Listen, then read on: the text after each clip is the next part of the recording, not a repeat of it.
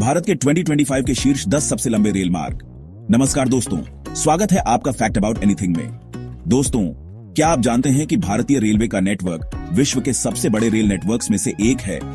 ये विशाल नेटवर्क देश के विभिन्न हिस्सों को आपस में जोड़ता है, लाखों लोगों को हर दिन उनके गंतव्य तक पहुंचाता है। आज हम आपके लिए एक खास सफर लेकर आए हैं, भारतीय रेल के 10 सबसे लंबे मार्गों का सफर। जी हां, आज हम आपको बताएंगे उन 10 ट्रेनों के बारे में जो हजारों किलोमीटर का सफर तय करती हैं, देश के एक कोने से दूसरे कोने तक। तो तैयार हो जाइए इस रोमांचक सफर पर हमारे साथ चलने के लिए, जहां हम आपको इन ट्रेनों के बारे में दिलचस्प जानकारी देंगे, इनकी यात्रा के समय, इनके द्वारा तय किए जाने वाले राज्यों और इनके द्वारा जोड़े जाने वाले खूबसूरत स्थलों के बारे में बताएंगे। दोस्तों, शुरुआत करते हैं हमारी सूची में पहले नंबर पर आने वाली ट्रेन से, विवेक एक्सप्रेस। यह ट्रेन डिब्रूगढ़ से कन्याकुमारी तक का सफर तय करती है, जो लगभग 4218.6 किलोमीटर की दूरी है। जी हां, आपने सही सुना। यह अद्भुत यात्रा लगभग 74 घंटे 35 मिनट में पूरी होती है। इस दौरान यह ट्रेन 8 राज्यों से होकर गुजरती है और 70 से भी ज्यादा स्टेशनों पर रुकती है। सोचिए, कितने अलग अलग चेहरे, कितनी भाषाएं, कितने रंग देखने को मिलते होंगे इस सफर में। अब बारी है दूसरे नंबर की ट्रेन की, अरुणाई सुपरफास्ट एक्सप्रेस। यह ट्रेन त्रिवेंद्रम सेंट्रल से सिलचर तक जाती है, जो लगभग 3932 किलोमीटर की दूरी है। यह सफर भी कम रोमांचक नहीं है। करीब 74 घंटे 44 मिनट में यह ट्रेन 8 राज्यों की खूबसूरती को अपने में समेटे हुए आपको आपके गंतव्य तक पहुंचा देती है।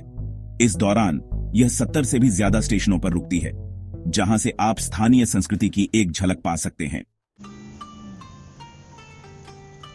तीसरे नंबर पर है हिमसागर एक्सप्रेस। यह ट्रेन कन्याकुमारी से श्री माता वैष्णो देवी कटरा तक जाती है, जो लगभग 3787 किलोमीटर की दूरी है। यह सफर धार्मिक दृष्टि से बहुत महत्वपूर्ण है, क्योंकि यह कन्याकुमारी के समुद्र तट से शुरू होकर माता वैष्णो देवी के पवित्र धाम तक जाता है। इस 72 घंटे के सफर में यह ट्रेन 12 राज्यों से होकर गुजरती है और 73 स्टेशनों पर रुकती है। चौथे नंबर पर है तेन जम्मू एक्सप्रेस। यह ट्रेन तिरुनेलवेली जंक्शन से जम्मू तवी तक जाती है, जो लगभग 3633 किलोमीटर की दूरी है। इस 69 घंटे के सफर में यह ट्रेन 13 राज्यों से होकर गुजरती है और 64 स्टेशनों पर रुकती है। यह सफर आपको दक्षिण भारत की संस्कृति से लेकर उत्तर भारत की खूबसूरती तक ले जाता है।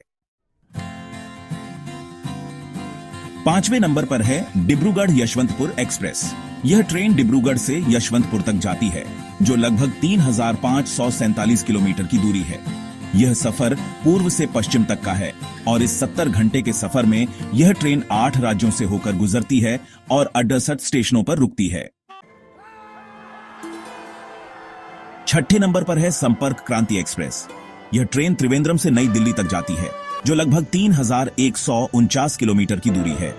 यह सफर देश की 2 राजधानियों को जोड़ता है और 50 घंटे में पूरा होता है। इस दौरान यह ट्रेन 7 राज्यों से होकर गुजरती है और 25 स्टेशनों पर रुकती है। नंबर 7 नवजीवन एक्सप्रेस, चेन्नई से अहमदाबाद तक। 7वें नंबर पर है नवजीवन एक्सप्रेस। यह ट्रेन चेन्नई सेंट्रल से अहमदाबाद तक जाती है, जो लगभग 1890 किलोमीटर की दूरी है। यह सफर 33 घंटे में पूरा होता है और इस दौरान यह ट्रेन 5 राज्यों से होकर गुजरती है और 40 स्टेशनों पर रुकती है। नंबर 8 कोरबा विशाखापत्तनम एक्सप्रेस, छत्तीसगढ़ से आंध्र प्रदेश तक। 8वें नंबर पर है कोरबा विशाखापत्तनम एक्सप्रेस। यह ट्रेन कोरबा से विशाखापत्तनम तक जाती है, जो लगभग 730 किलोमीटर की दूरी है। यह सफर 15 घंटे में पूरा होता है और इस दौरान यह ट्रेन 2 राज्यों से होकर गुजरती है और 20 स्टेशनों पर रुकती है। नंबर 9 गोरखपुर त्रिवेंद्रम राप्ती सागर एक्सप्रेस, उत्तर से दक्षिण तक। 9वें नंबर पर है गोरखपुर त्रिवेंद्रम राप्ती सागर एक्सप्रेस। यह ट्रेन गोरखपुर से त्रिवेंद्रम तक जाती है, जो लगभग 3243 किलोमीटर की दूरी है। यह सफर 60 घंटे में पूरा होता है और इस दौरान यह ट्रेन 9 राज्यों से होकर गुजरती है और 50 स्टेशनों पर रुकती है। Number 10 Howrah Ahmedabad superfast express, पूर्व से पश्चिम तक एक और सफर। और अंत में 10वें नंबर पर है हावड़ा अहमदाबाद सुपरफास्ट एक्सप्रेस। यह ट्रेन हावड़ा से अहमदाबाद तक जाती है, जो लगभग 2080 किलोमीटर की दूरी है।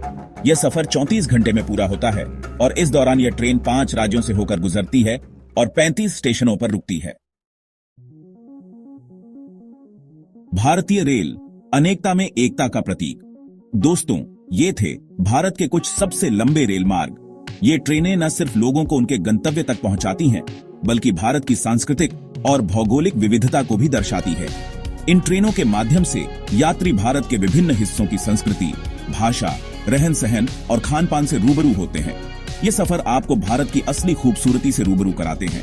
तो अगली बार जब आप ट्रेन में सफर करें तो इस बात पर जरूर गौर कीजिएगा कि यह सफर आपको कितना कुछ नया दिखा रहा है, कितना कुछ नया सिखा रहा है। धन्यवाद।